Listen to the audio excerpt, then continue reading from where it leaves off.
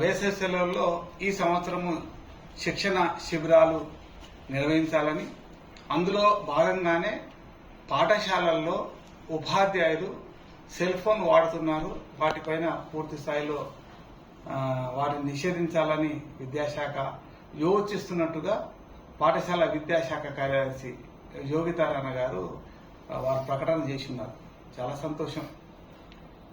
మరి ప్రత్యేకంగా మేము కోరేది ఒకే ఒకటి, ఈరోజు మొదటి పాఠశాల ప్రారంభంగానే పిల్లల హాజరు ఎఫ్ఆర్ఎస్ చేస్తున్నాం తరగతి గదిలో.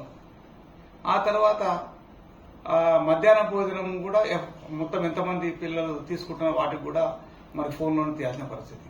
వాటిని రాష్ట్ర ప్రభుత్వము ఆల్టర్నేట్ అరేంజ్మెంట్ అంటే ఈ పనులకు పక్కకు పెట్టి, ఇది ఎఫ్ఆర్ఎస్ చేయకుండా లేదా హెడ్ మాస్టర్ ఫోన్ల ద్వారా ఏదో చేసినట్టే తప్పకుండా సెల్ ఫోన్ వాడుకొని మేము తరగతికి బోధనకు ఇబ్బంది కలిగే పద్ధతిలో ఫోన్ వాడడం అనేది సరైనది కాదు. రాష్ట్రోపాధ్యాయ సంఘం ఎప్పుడైనా విద్యార్థుల యొక్క శ్రేయస్సును ఆలోచించి ముందుకు వెళ్లే సంఘం.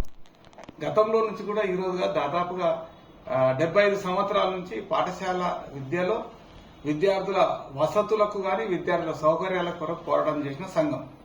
కాబట్టి తప్పకుండా ఆ సెల్ ఫోన్ల వల్లనే విద్యాశాఖలో ఫలితాలు ఉత్తీర్ణ శాతం తగ్గుతుందనే భావన ప్రభుత్వానికి ఉన్నట్లయితే ఉపాధ్యాయులుగా మాకు ఎలాంటి అభ్యంతరం లేదు. తప్పకుండా సెల్ ఫోన్ మాకేమి దాంట్లో డాటా మాదే నష్టపోతున్నాం, దాని ఛార్జింగ్ మాదే అయిపోతుంది, ఇవంతా మాకెందుకు ఇబ్బంది. తప్పకుండా రాష్ట్ర ప్రభుత్వం విద్యా రంగాన్ని ముందుకు తీసుకోవడం ఈసారి 10వ తరగతి ఫలితాలు మీరు చూస్తున్నారు.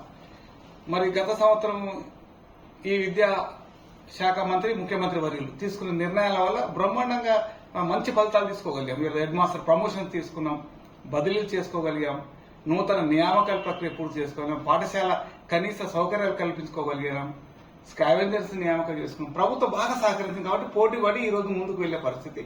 తప్పకుండా మేమందరం విద్యారంగంలో ప్రభుత్వానికి ఈ సెల్ ఫోన్ వల్ల నష్టం వచ్చిన పరిస్థితి ఉంటే మాత్రం మరి ఆ వైఖరిని ఉపాధ్యాయులుగా మనందరూ కూడా విజ్ఞప్తి చేస్తున్నాం. మేము ఆ ఫోన్ వాడాల్సిన అవసరం లేదని ప్రభుత్వం నిర్ణయం తీసుకుంటే వాటికి మేము కట్టుబడి ఉంటాం. ఫలితాలు రావడానికి విద్యాశాఖలో రాష్ట్ర ప్రభుత్వం తీసుకున్న నిర్ణయాలకు తప్పకుండా మా సంపూర్ణ సహకారం అందిస్తామని తెలియజేస్తున్నాం.